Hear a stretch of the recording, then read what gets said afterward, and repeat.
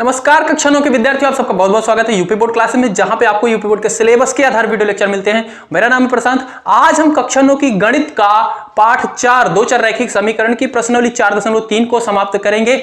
उसमें क्या पढ़ना है उस पे हम आते हैं सीधा। तो अभी तक आपने प्रश्नावली 4.2 में पढ़ा कि रैखिक समीकरण का हल आप कैसे निकालते हो, ठीक है। अब इस प्रश्नावली के अंदर आपको पढ़ना है कि रैखिक समीकरण का ग्राफ कैसे बनाओगे, उसका आलेख कैसे बनाओगे। तो उसको समझने के लिए आपको सबसे पहले चीज जाननी एक जरूरी है, जो आप पिछले पाठ में पढ़ चुके हैं निर्देशांक ज्यामिति में, कि कार्तीय तल क्या होते हैं। इस चीज को आप अच्छे से एक बार मैं रिवाइज करा देता हूं क्या होता है। इसमें दो रेखाएं होती हैं, दोनों क्या होती हैं, एक दूसरे को 90 अंश पे काटती हुई रखी जाती हैं ऐसे, ठीक है। इसे बोला जाता है एक्स अक्षांश, ये बोलता है वाई अक्ष, एक्स अक्ष वाई अक्ष। और ये क्या होता है, ये जो सेंटर होता है इसे बोलते हैं मूल बिंदु, ये होता है मूल बिंदु, ठीक है। और इधर क्या होते हैं, धनात्मक संख्याएं रखी जाती हैं 1 2 3 4 5 6 ऐसे। तो इधर 1 2 3 4 5 6 7। और इधर y अक्ष पे भी इधर क्या होता है, ऊपर की साइड धनात्मक संख्या 1 2 3 4 5 6 1 2 3 4 5 6। और x अक्ष पे इधर की क्या होती है, ऋणात्मक संख्या है -1 -2 -3 -4। और y अक्ष पे नीचे की साइड क्या होती है, ऋणात्मक संख्या है -1 -2 -3 -4। समझ रहे हो, ये चीजें होती हैं। इतना आपको पहले क्लास में ही बताया गया है। और इसको बोलते हैं प्रथम चतुर्थांश, इसे बोलते हैं द्वितीय चतुर्थांश, इसे बोलते हैं तृतीय चतुर्थांश, इसे बोलते हैं चतुर्थ चतुर्थांश। ये मैंने निर्देशांक ज्यामिति के अंदर अच्छे से बताया है, ठीक है। और इसमें जो होते हैं, इसमें जितने भी बिंदु हैं, मतलब ये हर एक कोई ना कोई, कहीं पे भी आप में रखोगे एक बिंदु होगा, उसका कुछ नाम होता है। और वो क्या होंगे, उसे किस तरीके से लिखा जाता है, x, y के रूप में लिखा जाता है, जिसे बोलते हैं कोट, इसे बोलते हैं ऑर्डर कोट। इस रूप में लिखना, किसी बिंदु को बताना, उसका पता, ये क्या है, कोटि है, ठीक है। और इसमें सारे के सारे धनात्मक होते हैं। इस वाले में दूसरे चतुर्थांश में क्या होता है, पहला x क्या होता है धनात्मक, y क्या होता है ऋणात्मक, इसमें दोनों ऋणात्मक। इसमें क्या होता है, x धनात्मक y ऋणात्मक, ठीक है। x धनात्मक y ऋणात्मक। इसमें क्या होता है, x ऋणात्मक होता है, y धनात्मक होता है। इसमें x ऋणात्मक, y भी ऋणात्मक। ये चीजें आप पहले पढ़ चुके हैं। अब आते हैं रैखिक समीकरण। जैसे मान लो कोई एक आपका समीकरण है x + y = 4, इसका आपको बोल दिया आलेख बनाना है, तो आप कैसे बनाओगे। तो इसके लिए सबसे पहले आपको क्या करना है, आपको ऐसे एक ग्राफ ऐसा खींच लेना है, ठीक है। ये इधर लिखना है आपको x, इधर लिखना है y, ठीक है। अब x का मान आप एक बार क्या रखो, 0 रखो। x का मान 0 रखो। कहां पे रखो, इस समीकरण के अंदर। समीकरण 1 में हम क्या रखते हैं, x की जगह पे 0 रखते हैं। तो यहां पे हो जाएगा 0 + y = 4, मतलब y = 4, ठीक है। यानी कि x 0 रखा तो y हमें क्या मिला, 4 रखा। अब हम y क्या रखते हैं, 0 रखते हैं। अब इस समीकरण में मैं y 0 रखूंगा तो ये हो जाएगा x + 0 = 4, और यहां से x = 4 आ जाएगा, मतलब x कितना आया, 4 आया, ठीक है। तो यहां से आपको 2 ऑर्डर मिल जाएंगे, ठीक है, 2 ऑर्डर मिल जाएंगे, कोटि मिल जाएगा। यानी कि x जब 0 है तो y आपका 4 है, x जब 4 है तो y आपका क्या है, 0 है, ठीक है। और एक चीज मैंने बताई थी कि जो भी रैखिक समीकरण, दो चर के रैखिक समीकरण होते हैं, ये वास्तव में क्या होते हैं, एक रेखा को प्रदर्शित करते हैं। इनका ग्राफ जब बनाते थे एक रेखा बनती है, ठीक है। और किसी रेखा को खींचने के लिए क्या चाहिए होता है, अगर आपको कोई 2 बिंदु पता है तो आप रेखा खींच लोगे। तो यहां से आपको क्या हुआ, इस 2 रैखिक समीकरण से आपने 2 बिंदुएं निकाल ली, 1 2 बिंदुएं निकल गई। अब इनको आप यहां पे प्रदर्शित करा सकते हो, इस पे बता सकते हो ये बिंदु कहां पे है, ये आपने पहले पाठ में भी पढ़ लिया, चलो यहां पे भी बताएंगे। फिर उनको क्या करोगे, आप बना दोगे बस। तो ये वाला बिंदु कहां पे होगा, x 0 y 4, तो दोनों क्या है, धनात्मक है, यानी कि प्रथम चतुर्थांश में होगा, इस वाले में होगा, ठीक है। x क्या है, 0 है, यानी कि x कहीं पे नहीं जा रहा, ये 0 0 वाला ये वाला बिंदु होता है। तो x ना इधर मूव हो रहा है ना उधर, x वाला x यही है ना, तो x 0 है, y क्या है, 4 है, यानी कि y पे जा रहा है किधर, धनात्मक 4 पे। तो यानी कि एक बिंदु आपको मिल गया। ये दूसरा बिंदु देखो कहां पे है, 4, x क्या है, 4, x 4 है, यानी कि ये धनात्मक वाला 4 यहां पे है। y पे कितना जा रहा है, 0, यानी कि ऊपर नीचे नहीं जाना, आपको यहीं पे रहना है। तो x ये आपका 4 है, 2 बिंदु मिल गया। अब आप जब इसको मिलाओगे तो ये एक रेखा बन जाएगी, और ये रेखा किस समीकरण को प्रदर्शित करेगी, इस समीकरण को प्रदर्शित करेगी, x + y = 4। यही है आपका आलेख बनाने का तरीका, ठीक है। तो चलते हैं डायरेक्ट प्रश्नावली पे। उसके पहले एक चीज आप नोट कर लेना, एक चीज आप अच्छे से नोट कर लेना, यहीं पे नोट डाल देता हूं, आपके बुक में भी दिया गया है कि कोई भी बिंदु, अगर कोई भी रेखा अगर मूल बिंदु से होके जाएगी तो उसका समीकरण क्या होता है। तो उसका समीकरण होता है y बराबर kx। यहाँ पे k कोई भी संख्या हो सकती है, 1 2 3 4 5 6। कोई भी आपसे बोले कि एक आप समीकरण बनाओ जो मूल बिंदु से होके जाए, तो आप डायरेक्ट ऐसे लिख दो y बराबर 6x। आप इसका ग्राफ बना के देख लो, ये मूल बिंदु से जाएगा। कुछ भी x बराबर y बराबर 12x, ठीक है। तो ये क्या होता है, ये आप नोट कर लेना कि ये क्या होता है, मूल बिंदु से कोई रेखा जाती है। मूल बिंदु ये रहा, मतलब वो ऐसे जाएगी, कुछ ऐसे जाएगी, ऐसे जाएगी, कैसे भी जा सकती है, पर मूल बिंदु से होके ही जाएगी। तो इस चीज को नोट कर लेना। अब हम चलते हैं प्रश्नावली 4.3 पे। 4.3 का पहला प्रश्न दिया गया है, दो चरों वाले निम्नलिखित रैखिक समीकरण में से प्रत्येक का आलेख खींचिए। ठीक है, सबका आपको आलेख बताना है, जिसमें से पहला दिया गया है समीकरण x + y बराबर 4। तो इसका मैंने पहले एक जो अभी बताया उसमें मैंने बना दिया है इस वाले का आलेख। ठीक है, तो मैं दूसरा वाला इसका सेकंड पार्ट करता हूं, x - y बराबर 2 वाले का आलेख आपको बना के दिखाता हूं। बाकी आप तीसरा और चौथा खुद कर लेंगे। ठीक है, तीसरे वाले का तो देखो आपको आइडिया लग जा रहा हो, x y बराबर 3x दिया गया। ये कहां से जाएगी रेखा, शीर्ष मूल बिंदु से होके जाएगी, मतलब एक बिंदु तो इसका मूल बिंदु होगा, दूसरा आपको निकालना है, मतलब प्रोसेस पूरी करनी पड़ेगी। ठीक है, तो इसका मैं सेकंड करा देता हूं। ठीक है, सेकंड कराता हूं। सेकंड वाला दिया गया है x - y बराबर 2। ठीक है, तो इसके लिए आपको क्या करना है, सबसे पहले x की जगह पे 0 रखोगे, फिर y की जगह पे, वहां से आपको इसके मान मिलते जाएंगे। 2 कोटि आपको निकालनी है, बस कहने का मतलब। तो 2 ऑर्डर आपको निकालने, मतलब 2 पॉइंट। तो एक बार x रखा, y रखा, इसमें x बराबर 0 रखेंगे, यानी कि x की जगह पे 0 रख दिया, -y बराबर 2। ठीक है, अब आप इसे, ये क्या हो जाएगा, 0 का मतलब कुछ नहीं, यानी कि -y बराबर 2।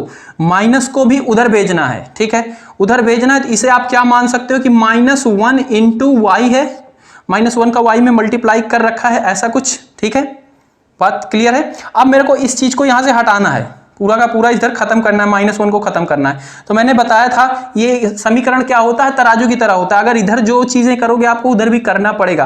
तो अगर मैं इसमें क्या करूं, -1 मेरे को खत्म करना है, -1 से पूरे में भाग दे दूं, तब क्या हो जाएगा, -1 से इधर मर गया, ये मर गया, यानी कि 1 हो गया। यहाँ पे इधर मैंने -1 से भाग दिया, तो -1 से इधर भी भाग देना पड़ेगा, यानी कि इधर मेरा बचा y और इधर बचा क्या, 2/-1 और -1, क्योंकि कोई भी संख्या उसके नीचे 1 होता ही है, माइनस है, नीचे माइनस है, तो वो ऊपर लगा दिया जाता है। यानी कि ये कहने का मतलब क्या हो जाएगा, -2 हो जाएगा। यानी कि x बराबर मैंने जब 0 लिया तो y बराबर क्या है, -2 आया। ठीक है, अब क्या करते हैं, y बराबर 0 रखते हैं, तब देखते हैं क्या होता है। तो y बराबर 0 रखेंगे, यानी कि यहाँ पे क्या हो जाएगा, 0 हो जाएगा, यानी कि x - 0 बराबर 2, ये बन जाएगा समीकरण।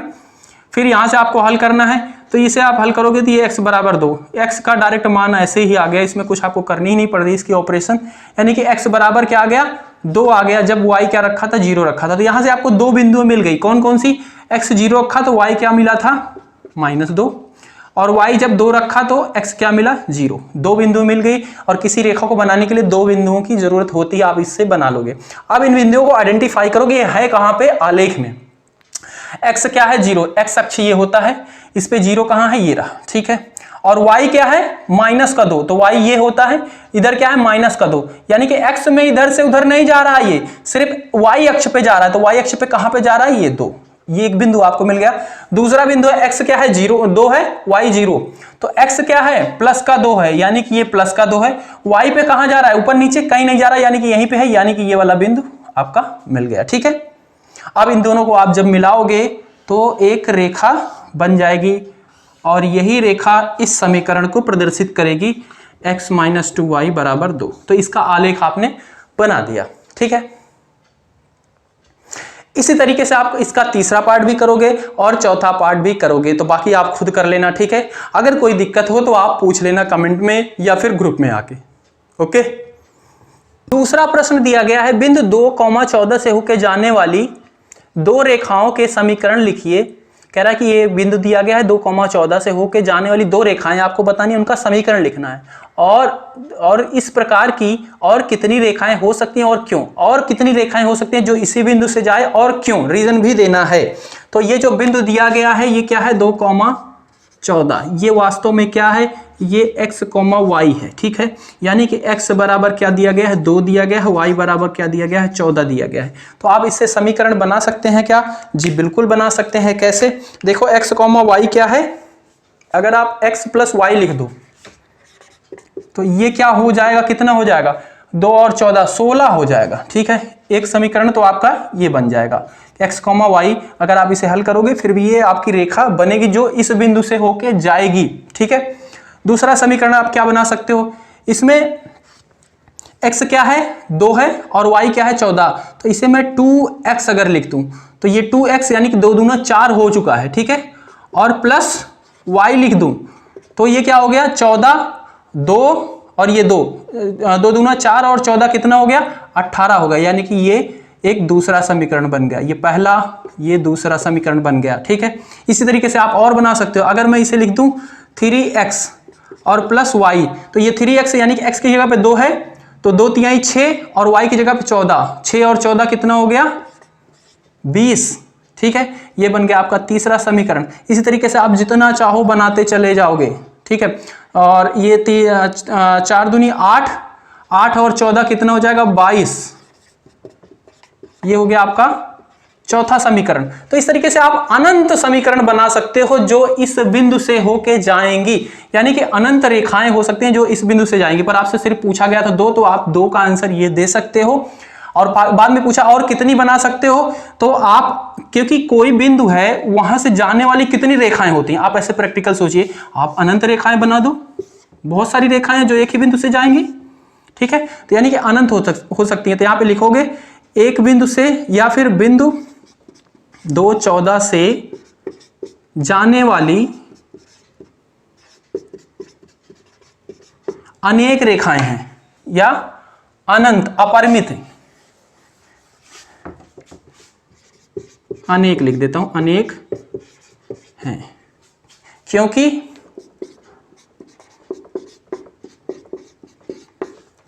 एक बिंदु से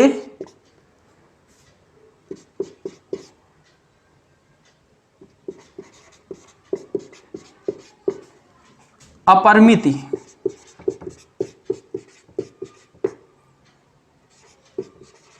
रेखा जाती है, ठीक है। क्योंकि एक बिंदु से हम अपरिमित रेखाएं ले जा सकते हैं भाई, जैसे भी पता ना एक सेंटर रख दो वहां से खींचे खींचे करते रहो, बहुत सारी रेखाएं बन सकती हैं। तो ये आप रीजन में दे सकते हो और 2 समीकरण आपके हो जाएंगे, ठीक है।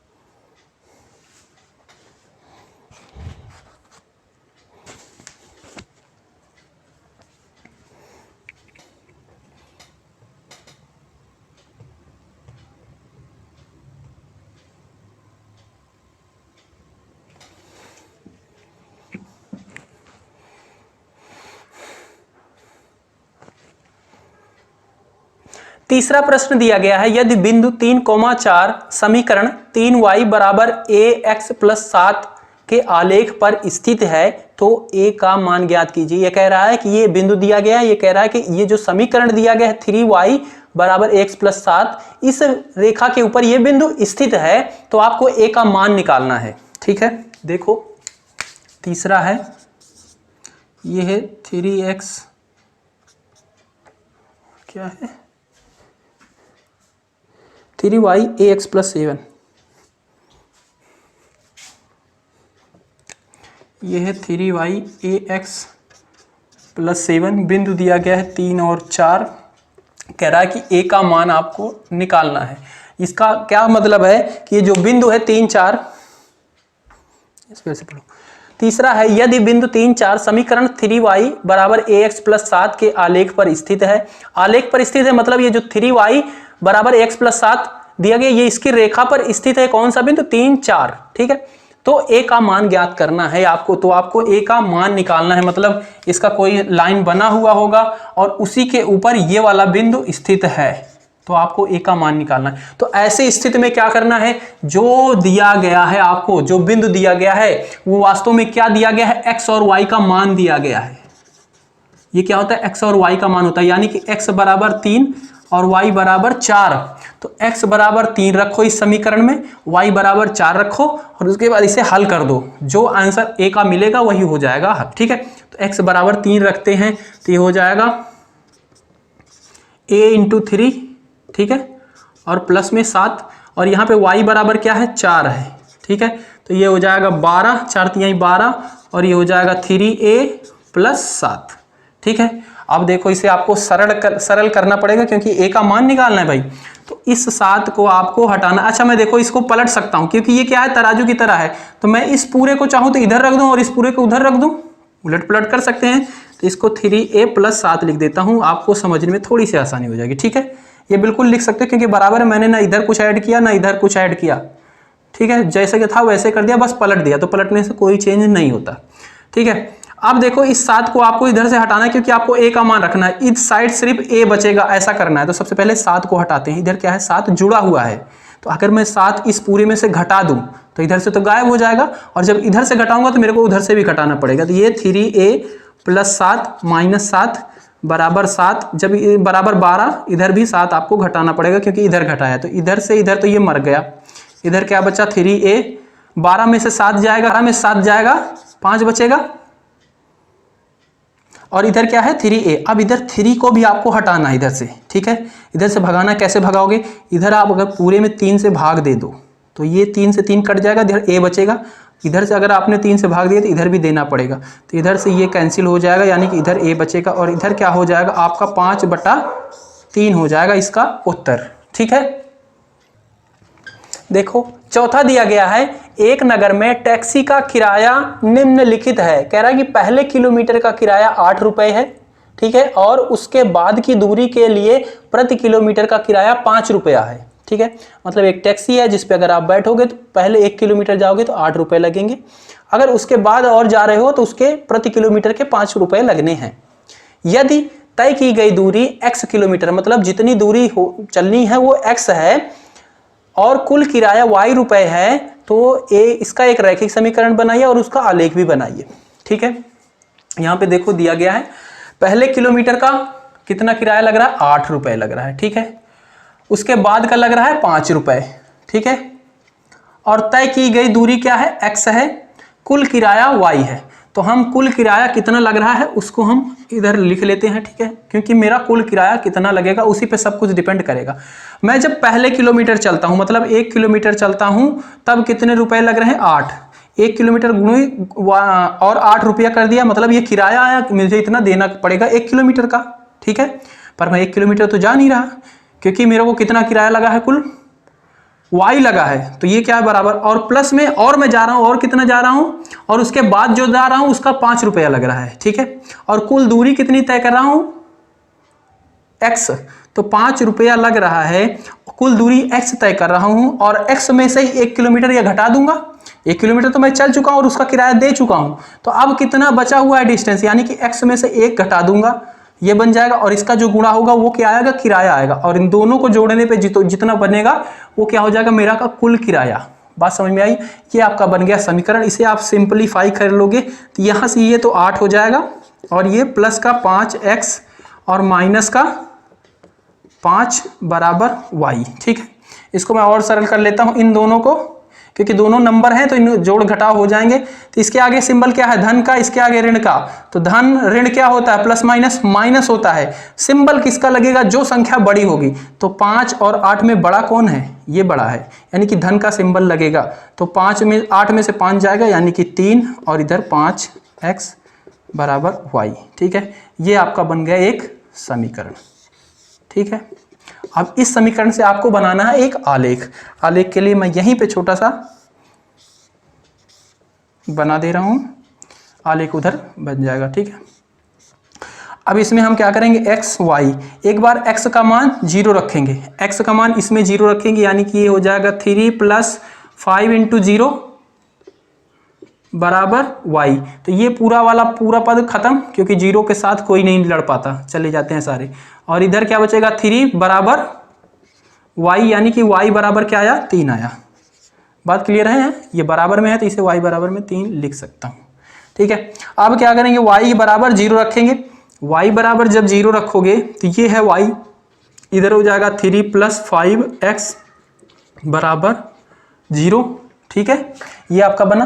यहाँ से x का मान निकालना, इस चीज को आपको उधर भेजना है +3 को, क्योंकि इधर से हटाना है। तो इधर क्या कर दो, -3 करो। -3 करोगे तो ये मर जाएगा, -3 उधर भी करना पड़ेगा, यानी कि इधर आपका -3 आ जाएगा और इधर 5x बचा रह जाएगा। ठीक है, अब इस 5 को भी हटाना है तो इस पूरे में क्या करना पड़ेगा, आपको 5 से भाग देना पड़ेगा। इधर दोगे तो इधर भी देना पड़ेगा, तो इधर से तो खत्म, और उधर क्या बचाएगा, -3/5। ठीक है, बात क्लियर है? तो यहाँ पे जब आपने 0 रखा तो x का मान आया -3/5। ठीक है, अब इसका हम बनाते हैं आलेख। आलेख के लिए आपको x